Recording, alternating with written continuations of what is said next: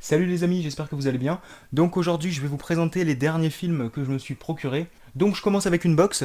Alors le film qui est concerné, je l'ai déjà en DVD. Mais c'est juste que la box en question m'a tapé dans les yeux. Et il s'agit d'X-Tro. Je sais pas si ça vous parle, enfin si ça parle à beaucoup de gens. C'est un film de science-fiction horrifique des années 80. Et donc, bon, honnêtement, j'ai déjà tout déballé, hein. Je ne pouvais pas attendre, et puis ça fait un petit moment que je l'ai reçu. Mais bon, histoire de faire style, de créer un petit peu de suspense. Donc, je commence avec une figurine de l'alien assez lourde. Voilà. Je, je la trouve très étrange en fait, la créature, mais j'adore. Elle m'a marqué. Ensuite, donc, l'édition DVD Blu-ray, qui contient 2 DVD, 2 Blu-ray et la bande son. Voilà. Bon, après, c'est en anglais et en allemand. Voilà. Mais bon, comme je l'ai dit, hein, les Allemands, ce sont les meilleurs. Je pouvais pas laisser passer une si belle édition. Après, le film en français, je le connais presque par cœur. Donc, du coup, les dialogues en anglais me sembleront plus sensés. Voilà. Parce que bon, je suis pas le plus fort en anglais. Mais ça peut aller. Mais disons que je comprendrais mieux, du coup, si je connais le film par cœur déjà en français. Ensuite, alors, ouais, un petit morceau de pellicule.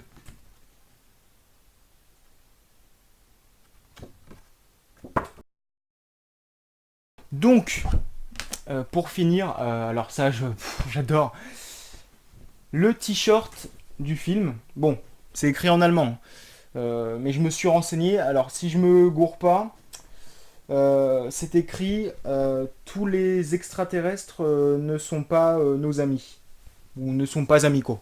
Voilà, je n'ai pas fait euh, allemand en LV2. Voilà, j'ai fait italien. Bon, je ne regrette pas hein, pour l'italien, mais d'un autre côté, j'aurais voulu aussi apprendre l'allemand pour pouvoir mater tous ces films dans ces superbes éditions allemandes. Voilà, j'envie les Allemands en fait. Ensuite, deuxième et dernier t-shirt à présenter, et il s'agit du film The Green Inferno. Voilà. Donc, si vous avez vu mon post sur YouTube, hein, voilà, vous savez que c'est un de mes films préférés. Et pour ceux qui n'ont pas vu mon post, et ben justement, c'est un de mes films préférés. Un film que j'affectionne particulièrement. C'est un film que j'ai beaucoup attendu. Voilà, il est sorti en VOD en France en 2015 et sorti en Blu-ray en 2016. Et le film était prêt en 2013. Donc je l'ai attendu assez longtemps. Donc objectivement, voilà, c'est un film voilà, qui a beaucoup de choses à proposer. C'est un film assez différent des films d'horreur assez différent des films d'horreur actuels, mais voilà, qui a beaucoup de défauts. Mais voilà, moi c'est un film que je trouve vraiment attachant. Mais de toute façon, j'en ferai une critique. Donc voilà, j'entrerai plus en profondeur en ce qui concerne mon avis sur ce film. Donc voilà, ce t-shirt, voilà, à la base, comme j'ai dit à certains d'entre vous, je ne suis pas fan des t-shirts de films. Mais vraiment, les t-shirts que je me suis pris là, c'est vraiment exceptionnel en fait. C'est X-Tro, The Green Inferno et Branded. Ce sont vraiment des films que j'aime énormément. Après, vous avez vu aussi que je portais le t-shirt d'Annabelle hein, pour la critique d'Annabelle 3. Alors, le t-shirt était offert avec le DVD du premier film. Et puis même, voilà, le t-shirt je trouve magnifique. Après, je suis vraiment pas fan des films hein, d'Annabelle, hein. Alors vraiment pas du tout. Même si j'ai apprécié les opus 2 et 3, mais non, je suis vraiment pas un grand fan. Même pas du tout même. Le 1 je trouve pas terrible, le 2 et le 3 c'est sympa sans plus. Enfin pour moi. Ensuite, là on s'attaque ensuite là au DVD au Blu-ray. Donc je commence avec les Blu-ray, du moins les boîtiers Blu-ray. Je commence par les plus petits boîtiers, c'est plus facile pour la pile. Donc il s'agit de Big Ass Spider de Mike Mendes. Donc un réalisateur que j'aime beaucoup parce qu'il propose des films de série B vraiment jouissifs. Donc il y a Profanation, alias The Grave Dancers, Je l'ai présenté d'ailleurs dans ma vidéo sur les films à voir pour Halloween. Donc si ça vous intéresse, vous êtes les bienvenus. Il a réalisé aussi Don't Kill It, un film aussi super divertissant. De toute façon, je vous le présenterai aussi. Et il a réalisé aussi un segment, un court-métrage de Tales of Halloween, disponible sur Netflix, je crois encore, qu'il est encore dispo. Il a réalisé le fameux slasher, là, la parodie de Vendredi 13, enfin, qui est juste what the fuck, génial. Enfin, vraiment, c'est un réalisateur que j'aime beaucoup. Alors là, c'est pas l'édition française, là, c'est l'édition américaine, mais heureusement, il y a la VF. Et en plus, apparemment, le Blu-ray, enfin, le disque est multizone. Voilà. Donc, petit rappel hein, pour le multizone. En gros, en Europe, les disques et les lecteurs Blu-ray sont zonés B, ou région 2, comme vous voulez. Et aux États-Unis, c'est zone 1, région A. Sauf que vous pouvez pas en fait lire un disque enfin, vous pouvez pas lire un disque zoné A dans un lecteur zoné B. Voilà, il faut vraiment un lecteur multizone ou alors votre lecteur zone B, vous pouvez le dézoner en fait et le mettre en mode zone A ou multizone. Mais ça, moi je sais pas faire, donc voilà. Mais bon, le mieux c'est de se prendre une PS4, enfin c'est ce qu'on m'a conseillé parce qu'au moins il y a tout, tu peux. Voilà, c'est vraiment comme une. Voilà, il y a vraiment de tout. Il y a vraiment de tout. Plutôt que dépenser une grosse somme juste pour un lecteur multizone, quoi. C'est beaucoup plus rentable avec une PS4 apparemment. Donc voilà, je n'ai pas vu ce film, mais j'ai vraiment hâte. Sachant que c'est Mike Mendes, voilà, là j'ai pris un petit risque parce que voilà, c'est un film d'araignée, donc visuellement, il faut peut-être s'attendre à des imperfections, mais c'est pas grave. Voilà, bon, là j'ai vraiment pris un risque, mais bon, vu que j'aime beaucoup le réalisateur, voilà. Ensuite, le Steelbook de Us, donc récemment sorti en France. Voilà, que je trouve très joli. Bon, je vous cache pas que l'affiche cinéma me manque, hein, avec le fameux visage de Lupita Nyong'o. Mais bon, ce steelbook reste très beau. Et je trouve que, enfin, je vois pas l'intérêt en fait de faire un steelbook avec l'affiche originale du film, quoi. Moi, je trouve que c'est bien quand on voit une autre affiche parce que ça donne vraiment le côté collector, en fait. Moi, je trouve que c'est, enfin, il faut ça. 13 Sins, un film qu'Héloïse m'a conseillé. Alors, Elliot traverse une très mauvaise passe. Sur le point de se marier et de devenir père, il vient d'être licencié et accumule les dettes entre un prêt étudiant de 90 000 dollars et les frais engendrés par le handicap mental de son petit frère. Un soir, il reçoit un mystérieux coup de téléphone. S'il relève 13 défis en 48 heures, il recevra la coquette somme de 5 millions de dollars. Waouh. Mais plus l'enjeu est grand, plus les risques sont élevés. Ouais, j'ai hâte de voir ce que ça va donner. En plus, il y a Ron Perlman dedans. Donc voilà, il me fout la trouille ce mec. Alors, un film que je cherchais depuis un petit moment déjà, mais bon, les prix sur internet étaient un petit peu élevés. Et il s'agit de Confession d'un cannibale. Alors, Cathy est fascinée par le cannibalisme et en particulier par l'histoire d'Oliver Hartwin qui découpa et mangea un compatriote consentant rencontré via Internet. Dans le cadre de sa thèse, elle approfondit ses recherches, voulant en savoir plus sur ce fait sordide. Mais sa quête se transforme bientôt en obsession. D'accord. Bon, à voir.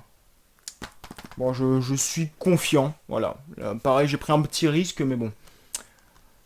Ensuite, Décharné. Récemment sorti chez nous d'ailleurs en Blu-ray. Un groupe de scientifiques dirigé par le docteur Mason cherche à perfectionner un sérum qui permettra d'entrer en contact avec l'au-delà.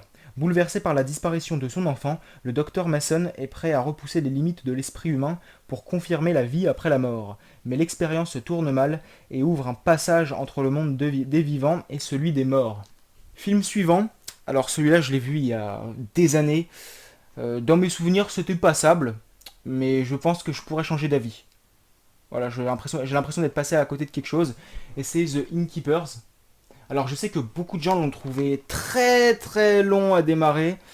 En même temps, le réalisateur c'est Ty West, donc celui qui a réalisé The House of the Devil. Il est où l'enfoiré? Ouais, non, je peux pas le choper. Alors si je me souviens bien, après 100 ans d'existence, l'hôtel The Yankee Pedlar n'est qu'à quelques jours de sa fermeture définitive. Les derniers employés, Claire et Luke, sont bien décidés à profiter du peu de clients pour lever le mystère de cet hôtel considéré comme le plus hanté de la Nouvelle-Angleterre. Ouais, dans mes souvenirs, ouais, c'était pas mal. Ouais. Il y avait quelques moments qui m'avaient foutu la trouille.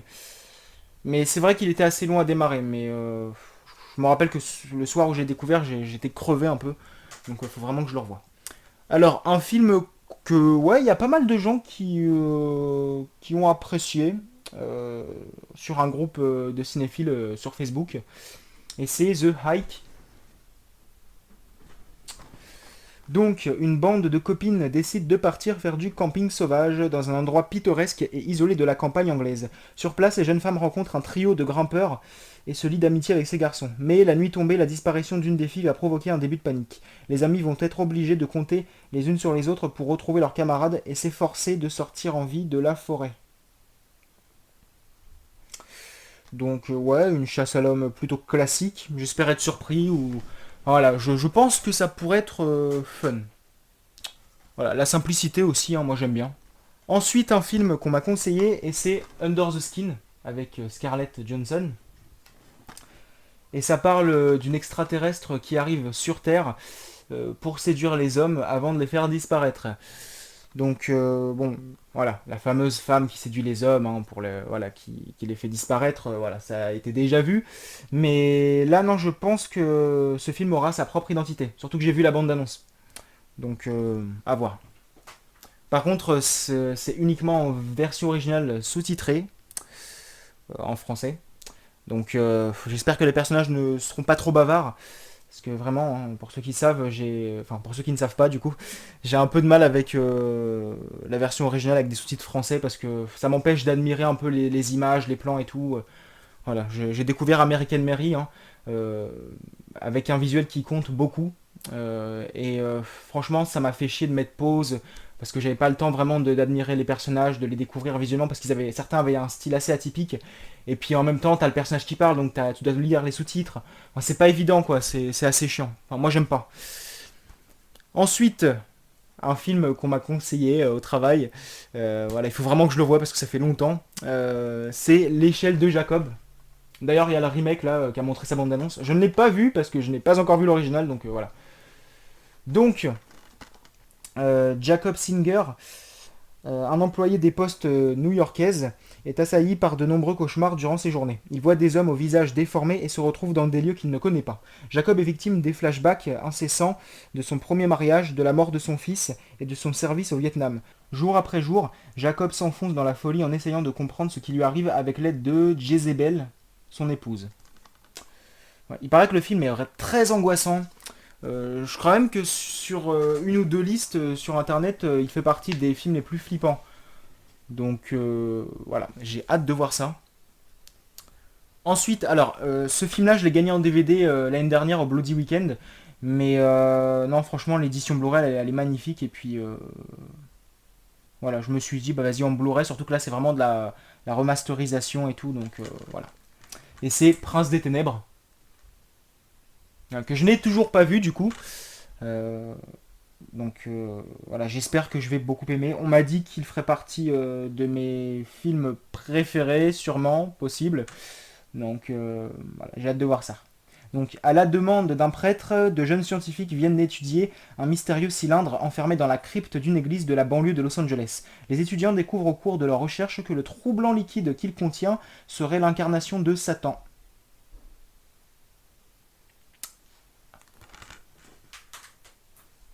Ensuite, alors là, ce sont des films que j'ai également en DVD, mais ils se sont usés avec le temps, surtout que je les ai achetés dans une foire à tout quand j'étais gosse. Voilà, donc imaginez un peu l'état des DVD. Enfin, voilà, ils étaient pas parfaits quand je les ai achetés, mais là, avec le temps, les déménagements et tout, voilà.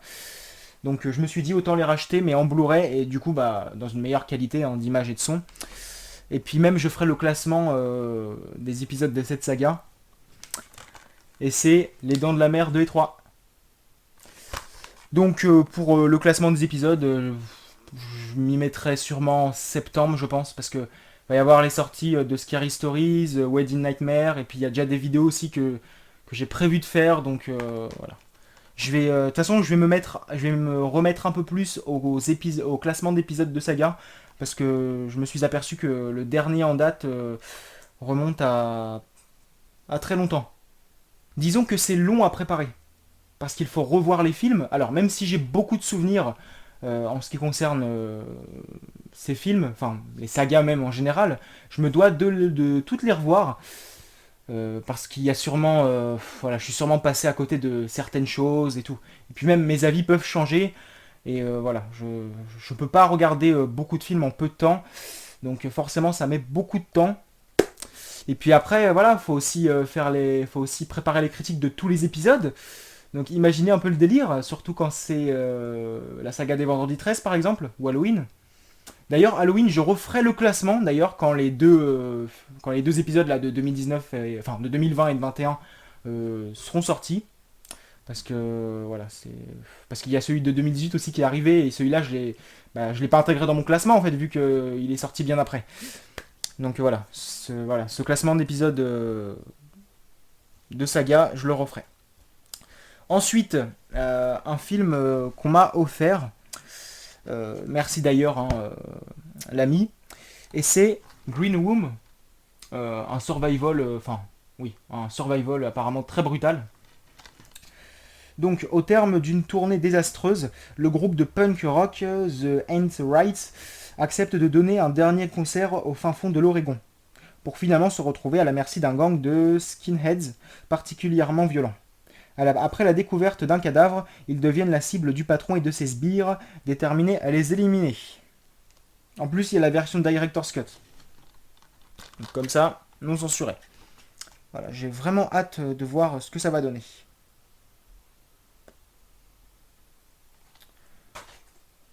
Ensuite, celui-là, Cold Skin, de Xavier Jans. Film que j'ai vu l'année dernière au Bloody Weekend, alors que ce film n'avait toujours pas de distributeur. Donc le réalisateur était même là à la projection. D'ailleurs, j'ai bien aimé parce qu'il avait tout de suite précisé. Alors attention, ce n'est pas gore, hein, parce que je pense que voilà, il doit savoir que pas mal de gens l'appellent Monsieur Frontière. Mais ouais, non, j'avais bien aimé. Hein. Ouais. Ouais, dans mes souvenirs, j'ai dû lui coller un petit 7,5/10.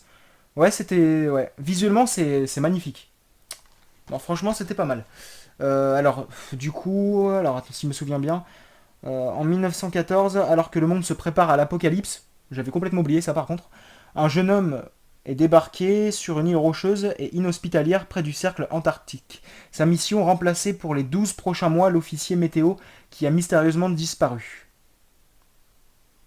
Alors que le bateau s'éloigne, il est loin d'imaginer que de terribles créatures ont déjà pris possession de l'île. Donc ouais, en fait, il vit dans un phare. Et ouais, non, j'avais beaucoup aimé le cadre justement parce qu'un phare c'est rare et puis même, enfin les créatures, l'ambiance et tout. Franchement, je trouve que le film en fait visuellement et même au niveau de l'ambiance, c'est excellent. Ensuite, alors un film, ouais, j'ai même fait une critique sur ce film. Je l'avais trouvé moyen, mais en le revoyant finalement, je le trouvais ouais passable, voilà, même si je lui en veux sur pas mal de points. Mais finalement, voilà, je le trouve un petit peu attachant. Et c'est En eau trouble, The Meg. Et même, voilà, le Cash Express le proposait à un prix très raisonnable. Ensuite, la deuxième saison de Channel Zero. D'ailleurs, la 3 sort à la fin du mois. Donc, je n'ai toujours pas terminé la première saison. J'avais fait la critique du premier épisode. Donc, voilà, hâte de voir ce que ça va donner. Surtout que chaque saison a sa propre histoire, comme American Horror Story et Slasher.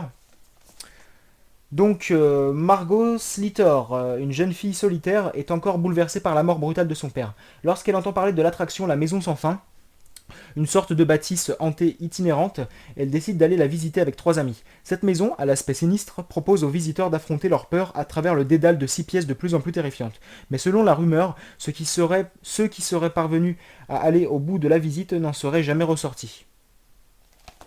Voilà, inspiré des terrifiantes creepypasta.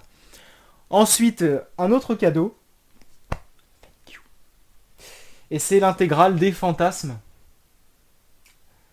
Enfin, j'attendais vraiment ce coffret, donc en Blu-ray, hein, voilà. Voilà, j'ai hâte de voir ces films. J'ai uniquement vu le 3, mais ça remonte à longtemps. Je ne saurais plus dire de quoi ça parle. Bon, vous me direz, hein, depuis tout à l'heure, je ne fais que lire les résumés. Hein. Alors, je vais vous lire le résumé du premier épisode. Orphelin depuis peu, Mike découvre que des faits étranges se déroulent dans le cimetière de Morningside. Il remarque un croque-mort à l'allure sinistre qui porte des cercueils comme s'il s'agissait de légères boîtes en carton. Effrayé mais curieux, aidé de son ami Reggie, Mike cherche à savoir ce qui se passe réellement. Il n'est pas au bout de ses surprises. Oui, je crois que le fameux croque-mort, il est interprété par Angus Scrime. Scrime, pas comment on dit. Mais en tout cas, voilà, il y a un magnifique livret. J'ai hâte de le lire, mais je le ferai quand j'aurai vu la saga, parce que sinon, j'ai peur d'être spoilé. Et donc, hein, le dépliant, que je trouve vraiment joli. Il me fait rappeler un petit peu l'intégrale cartonnée de la trilogie des morts vivants de Romero. Et puis derrière, il y a les affiches des 5 volets. Voilà. Donc vraiment hâte. Ensuite. Alors, ah oui. Un slasher, du coup québécois, voilà, je le précise parce que j'ai rarement vu de film québécois et donc c'est très intéressant. Et c'est Discopathe. Euh, alors, le film est de 2013, mais l'action se déroule dans les années 70. Il y a même un poster offert que je trouve magnifique, mais voilà, j'attends de voir. Oh, oh putain, je suis vraiment blond en fait. J'ai même pas fait gaffe. Bon, il y a le poster là, et là il y a les storyboards. Les storyboards. Putain, j'ai même pas fait gaffe. Ah, je suis très blond, je suis très tête en l'air. Le mec qui regarde juste le poster en fait, il fait pas gaffe à ce qu'il y a derrière. Oh putain, j'ai pas fait gaffe. Oh cool. Enfin bref, je n'ai pas vu le film pour l'instant. Hein. Donc, fin des années 70, un jeune New-Yorkais sans histoire se métamorphose en meurtrier lorsqu'il est exposé aux sonorités particulières d'une toute nouvelle musique, le disco. Incapable de contenir ses pulsions meurtrières, Dwayne Lewis deviendra malgré lui un dangereux tueur en série en exil à Montréal. Bah, j'ai vraiment hâte de voir ça. D'ailleurs, c'est réalisé par Renaud Gauthier. Donc, le réalisateur d'Aquaslash, qui est passé à Fantasia il n'y a pas longtemps. Aquaslash, le fameux tueur qui insère des lames de rasoir dans les toboggans aquatiques. Donc j'ai vraiment hâte de découvrir ce film également. C'est grâce à ça en fait que je connais Discopathe en fait, parce que sinon je ne savais pas. Donc voilà, j'ai vraiment hâte de découvrir Discopathe. Alors ensuite, un film que j'ai acheté il n'y a pas longtemps d'ailleurs. Life After Beth. Lorsque Zach se rend sur la tombe de sa petite amie Beth, disparue récemment dans des circonstances aussi tragiques que mystérieuses, quelle n'est pas sa surprise d'y découvrir à la place un trou vide. Alors que Zach arrive chez les parents de Beth pour leur demander s'ils savent où se trouve le corps de leur fille, celle-ci rentre dans la maison comme si de rien n'était. Ses proches se rendent vite compte qu'elle n'est plus la Beth qu'ils ont connue et aimée. Elle est désormais un zombie carnivore qui veut les dévorer. Donc normalement, il ne devrait pas développer une relation atypique. Elle veut juste les dévorer. Mais c'est pas ce que la jaquette me fait comprendre. À voir. Ensuite, alors là, c'est parce que vraiment, je suis en train de... Là, j'ai quasiment terminé mon revisionnage des films de fantômes pour mon top 10 des films de fantômes. Et j'ai découvert l'existence d'un film indien. Et c'est Fantôme. Hein. Boot. Je sais pas si on prononce comme ça. B-H-O-O-T. Donc... Vishal et Swati, un jeune couple sans enfant, s'installent dans un confortable duplex perché au sommet d'une tour. Soucieux de ne pas heurter la sensibilité de sa femme, Vishal préfère lui dissimuler les sombres histoires du lieu, et notamment le décès de la locataire précédente morte en tombant du balcon. Seule chez elle, la jeune femme est en proie à d'étranges apparitions. Le film d'horreur Made in India qui a terrorisé le box-office. Donc j'ai hâte de voir ce que ça va donner. Un film que j'ai découvert dans un magasin d'occasion, je ne le connaissais pas du tout, et c'est Messiah of Evil. Alors, le résumé m'a directement donné envie. C'est un film des années 70. Alors, Arletty se rend à Dune dans l'espoir de retrouver son père, un artiste peintre. Arrivée sur place, elle va découvrir un monde étrange. Une épidémie de cannibalisme sévit dans la région. Elle rencontre alors un trio de jeunes gens qui prétendent vouloir retrouver le prophète du mal responsable de cette contamination. À voir, à voir. Ensuite, ils sont parmi nous. Daniel est un jeune garçon de 18 ans comme les autres, mais depuis quelque temps, les gens de sa petite ville, ses amis ainsi que ses parents, lui paraissent étranges. Des camarades de classe sont absents, ses parents chuchotent derrière les portes fermées, on le regarde de manière bizarre. Brusquement, les soirées paisibles de Point Ridge sont interrompues par des tueries sauvages et des faits divers affreux. En menant sa propre enquête, Daniel va découvrir qu'une lourde menace pèse sur la Terre. Alors j'aime beaucoup les films qui mettent en scène des extraterrestres. Enfin, j'espère que c'est ça. Ça a l'air d'être le cas. Voilà, j'aime beaucoup. Donc j'espère qu'il ne me décevra pas. Là, c'est vraiment de la pure découverte. Là, j'ai pris un risque. Ensuite, un autre film qui m'a été offert. Thank you so much. Very Bad Santa. Avec Emily de Ravin, la fameuse Brenda du remake de La Colline à des yeux, et Rebecca Gayheart, donc l'une des stars de Urban Legend. J'allais dire un truc, mais je me suis dit non, ferme ta gueule parce que sinon tu vas spoiler. Alors, quelle surprise, le Père Noël n'est autre que le fils de Satan qui a perdu un pari avec un ange. Son gage, distribuer des cadeaux aux enfants à Noël pendant 1000 ans. Les 1000 ans sont maintenant révolus, et le diable en lui refait surface. Le massacre peut commencer. Surtout qu'il a gardé précieusement les noms et adresses des enfants qui lui ont écrit. Donc, à voir. Là, pareil, grosse découverte. Là, je n'ai pas vu la bande-annonce, je ne sais rien du film. À part le résumé. Ensuite, alors, ce serait le premier film gore de l'histoire du cinéma, et c'est Blood Fist. Propriétaire d'un drugstore égyptien, l'inquiétant Fred Ramses voue un culte indéfectible à la terrible déesse Ishtar. Pour la ramener des royaumes des ombres et la ressusciter, il multiplie les sacrifices humains. Ses victimes, principalement des jeunes femmes. Comme par hasard. Énucléation, amputations diverses, trépanation, langue arrachée sans anesthésie. Dans l'horreur, Fouad Ramses ne s'est fixé aucune limite et, incapable de remonter jusqu'à lui, la police de Miami reste impuissante à l'empêcher d'ajouter de nouvelles proies à son tableau de chasse. 1h07, il dure. Ça va être très court. J'ai vraiment hâte de voir ce que ça va donner du coup, parce que là c'est quand même le premier film gore de l'histoire du cinéma, donc à voir. Ensuite, alors oui, un film qui est sorti il y a longtemps, je crois qu'il est sorti en 2010 au cinéma. Je l'ai connu grâce à l'un des numéros de Mad Movies, et c'est Amer. Une petite fille effrayée par une villa trop silencieuse, une adolescente attirée par de mystérieuses présences rôdant dans son village, une femme qui revient défier ses fantômes sur les lieux de son enfance.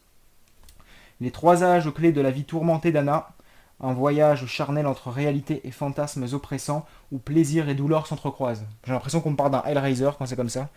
Plaisir et douleur. Ouais. Bougrement érotique et jouissivement ésotérique. Sidérant, à la fois psychédélique et charnel. Un hommage raffiné et sexuel au cinéma fantastique italien. Ça a l'air atypique quand même, donc voilà, j'ai hâte de voir ce que ça va donner. Enfin, ça fait quand même 9 ans que je veux le voir. Ensuite, le tout premier slasher français gore, Ogroff. Donc, pour Ogroff, le bûcheron fou, la guerre n'est pas encore terminée. Trépané et ayant subi l'ablation d'un œil pendant la guerre, Ogroff, le bûcheron fou, continue la lutte et massacre sauvagement tous ceux qui pénètrent dans sa forêt. Ensuite, Mayhem, recommandé par Stephen King lui-même, avec Steven Yeun et Samara Weaving. Donc Steven Yeun, le fameux Glenn de The Walking Dead, et Samara Weaving, la fameuse babysitter dans The Babysitter, et qu'on retrouvera dans Wedding Nightmare. Donc, injustement remercié par ses employeurs dans un cabinet d'avocats, Derek prépare son départ en ruminant sa rancœur. Au même moment, un mystérieux virus éclate, transformant chaque employé infecté en bête sanguinaire assoiffée de sang. Hâte de voir ça. Ensuite, alors j'ai découvert la bande-annonce en passant le DVD de Timber Falls, je crois, et c'est Night Train, avec Danny Glover. Dans la cabine d'un train de nuit, 2 passagers et le contrôleur découvrent un homme mort. Lorsqu'ils se rendent compte que celui-ci transportait des diamants, ils décident de se débarrasser du corps pour se les partager. Leur complot prend une tournure sanglante quand ils en viennent à découper le cadavre pour le dissimuler dans une malle. Ça a l'air assez... Waouh, ça a l'air assez dérangeant. Ensuite, un film qu'on m'a vivement conseillé, et c'est Cursus Fatal. Alors, leur admission à Harvard étant sérieusement compromise, Chris et Tim décident de recourir à la clause qui veut que l'on attribue, pour compenser le traumatisme psychologique, un A+ aux étudiants dont le camarade de chambre se suicide. Cette petite frappe de Rand fera l'affaire. Mais rira bien qui rira le dernier. Une idée qui aurait séduit Alfred Hitchcock, par le scénariste de L'Ultime Souper. Brillant. Ouais, ça a l'air original. Enfin, franchement, ça a l'air fun. Ensuite, Afterlife, que j'ai eu à Nose d'ailleurs. Après un terrible accident de voiture, une jeune femme se réveille brutalement pour se rendre compte qu'on la prépare pour son enterrement. Confuse, terrifiée, Anna ne croit pas à sa mort, alors que le directeur du funérarium lui explique qu'elle transite vers son autre vie et que lui seul est habilité à communiquer avec elle. Bon, c'est un gros mytho, je le crois pas. Ça a l'air pas mal, en tout cas. Ensuite, un autre film de la catégorie des películas para no dormir. Donc, dedans, il y a Alloué, Un conte de Noël, La Faute et La Chambre du Fils. Et là, j'ai le cinquième, il me manque le sixième, c'est Spectre, je crois. Et là, c'est Un vrai ami. Donc vraiment une petite série espagnole. Enfin, série, c'est vraiment des films indépendants. Ils n'ont pas la même histoire, ils sont pas connectés, hein. Mais j'aime beaucoup cette petite ouais, série. Donc, Estrella, une fillette de 10 ans, vit avec sa mère Angela. Son père est mort lorsqu'elle était toute petite. C'est une petite fille très ouverte et sociable, mais qui passe beaucoup de temps seule chez elle. Pour se distraire, elle s'invente des histoires fantastiques peuplées de monstres imaginaires. Un jour, elle se lie d'amitié avec un vampire, mais contrairement à ses autres amis, celui-ci semble bien réel. Oh putain. Ah, ça a l'air assez glauque, hein. Alors, si je me trompe pas, je crois qu'on a Leatherface.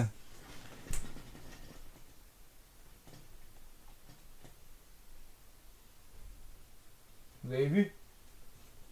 Ensuite, un film qui m'intéressait beaucoup quand j'étais au collège, mais bon, j'ai fini par l'oublier à force de ne pas le trouver dans les magasins. C'est l'époque où je cherchais beaucoup de films asiatiques voilà, qui mettent en scène des fantômes. Et il s'agit de Bangkok Haunted. Alors, tard dans la nuit, dans un petit bar de Bangkok, trois jeunes femmes racontent chacune à leur tour l'expérience la plus terrifiante de leur existence. On a la légende du tambour, donc Dieb, une jeune femme, reçoit dans des circonstances mystérieuses un vieux tambour à l'origine d'étranges rêves accompagnés d'une voix de femme lancinante qui semble l'appeler, la supplier. Deuxième histoire, Black Magic Woman. À l'âge de 25 ans, Pan mène une vie désespérément seule. Un ami lui propose alors une solution rapide à sa solitude. Un élixir exotique qui peut rendre n'importe quel homme fou amoureux d'elle, mais aux effets secondaires désastreux. Et dernière histoire, Vengeance. Une jeune femme est retrouvée morte, pendue. Guidé par une force mystérieuse, Nop, un jeune policier, ne croit pas au suicide et va découvrir toute la vérité sur l'atroce meurtre de la jeune fille. Ouais, pas mal, pas mal. J'aime bien moi les petits films à sketch comme ça, enfin les longs films à sketch comme ça. J'ai bien aimé Trois histoires de l'au-delà et Trois extrêmes. Non, vraiment, c'est cool. Ensuite, un film très très sombre, un polar que j'ai découvert il y a longtemps, et c'est Surveillance. Ah, je me rappelle oh là là, ce masque. Un meurtre, deux flics, trois témoins, trois versions. Qui dit la vérité? Ça fait très longtemps, hein, je... J'ai plus beaucoup de souvenirs. Enfin, je sais qu'il m'avait beaucoup plu, mais ça remonte vraiment à longtemps. D'ailleurs, voilà, la fin me propose un twist inattendu. Vraiment, j'étais choqué. Ensuite, La Nuit déchirée. Alors, Stephen King dans l'air. Charles Brady et sa mère, Mary, sont les derniers survivants d'une race de chasseurs nocturnes qui n'appartient pas à notre monde.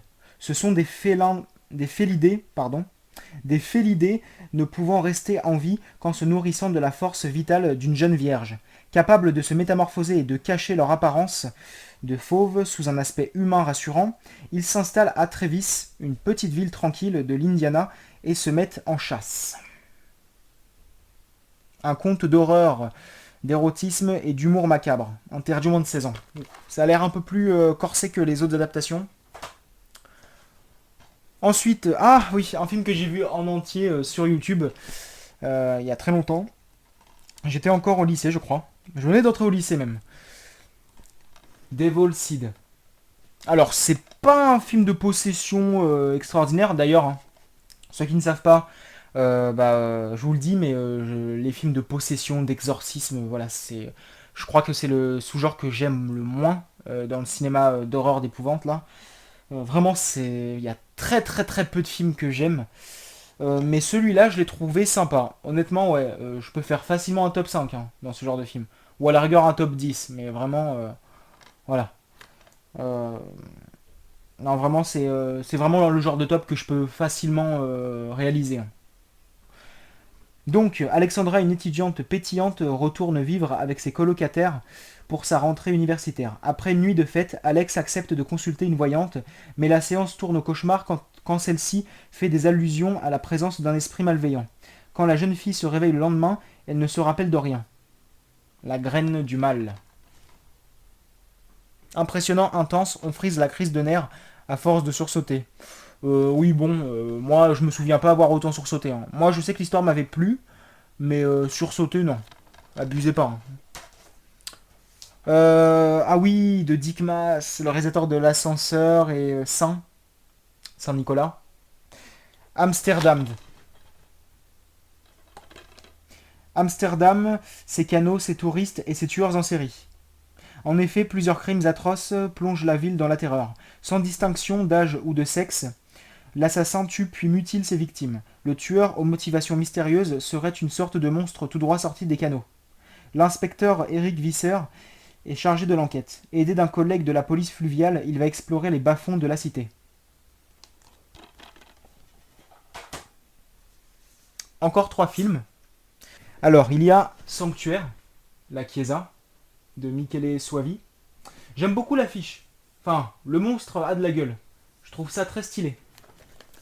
Donc, alors, Moyen-Âge. Accusés de servir le diable, les habitants d'un village sont massacrés par des chevaliers. Afin d'enrayer la propagation du mal, une église est érigée sur le charnier. De nos jours, lors des travaux de restauration qu'elle dirige, Lisa découvre un parchemin dissimulé dans la paroi des sous-sols de l'église. Elle s'empresse d'en faire part à Ewald, le nouveau bibliothécaire. Imprégné des théories de l'alchimiste Fulcanelli, Ewald, bien résolu à percer le secret du parchemin, va, bien malgré lui, réveiller des forces obscures et malveillantes, qui bientôt vont se déchaîner en se propageant à tous ceux présents dans l'édifice. Là, je sens que ça risque d'être mémorable. C'est Ensuite, la secte, la secta de Michele Soavi, pareil. 1970, Californie. Une communauté hippie est massacrée par Damon et les membres de sa secte. 21 ans plus tard, Francfort. Alors que des crimes rituels attribués à la secte des 100 visages ponctuent l'actualité, Myriam Kressel, jeune institutrice, manque de renverser un vieillard au comportement étrange. S'il refuse de se faire soigner, il accepte en revanche de se reposer quelques heures chez elle. Curieusement, Mébius semble connaître la maison et fait part à Myriam d'une mystérieuse destinée. Bientôt, des faits étranges et sanglants se produisent dans l'entourage de la jeune femme. Ces 2 films-là, La secte et Sanctuaire, voilà, ça risque d'être bien atypique, et tant mieux, ça va me faire du bien. Ensuite, je termine avec un film que j'ai déjà en DVD, mais qui n'est pas disponible en Blu-ray en France, alors que c'est un film français, mais bon. Sûrement parce que le film a fait un bide quand il est sorti en salle. Et c'est La Meute. Alors que beaucoup de gens n'ont pas aimé, mais moi je le trouve attachant. C'est un film que j'ai attendu longtemps, alors forcément j'ai été déçu, mais il reste quand même quelques qualités et ouais, finalement je le trouve attachant. Et même j'aime beaucoup l'édition avec le petit livret et tout. Bon après, voilà, c'est de l'allemand, Voilà, encore une fois, merci les Allemands. Je ferai de la traduction. Le texte pourrait m'apprendre des choses hein, sur ce film. On sait jamais. En tout cas, voilà, il y a des photos, il y a... ouais, franchement, il y a de belles images. Voilà, j'aime beaucoup l'édition, voilà, cartonnée et tout, avec des dessins derrière le disque. Enfin voilà, enfin, derrière le DVD et le Blu-ray. Il y a uniquement le DVD, bizarrement, je crois, qui est en français. Mais le Blu-ray, par contre, c'est juste en allemand et en anglais. Allez savoir pourquoi. Mais bon, je le regarderai en anglais plutôt, parce qu'en français, je le connais bien, donc en anglais, voilà. Ça va me faire bizarre de voir un film français doublé en anglais. J'ai hâte. Donc, c'est terminé pour la présentation de mes derniers achats. Donc, n'hésitez pas à donner vos avis sur les films que je vous ai présentés. Et puis, je vous remercie d'avoir accordé du temps à ma vidéo. Et puis, on se retrouve très vite. Salut!